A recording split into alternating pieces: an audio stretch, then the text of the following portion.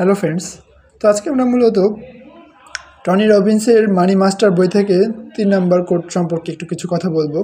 তো এই কোটে মূলত বলা হয়েছে money can not change what we are, the things which can money can glorify or magnify who we are. অর্থাৎ আমরা যখন অনেক বেশি পরিমাণ টাকা উপার্জন করতে পারবো তখন আসলে মানি আমাদের চরিত্রকে আরও বেশি বিকশিত এবং শানিত করবে।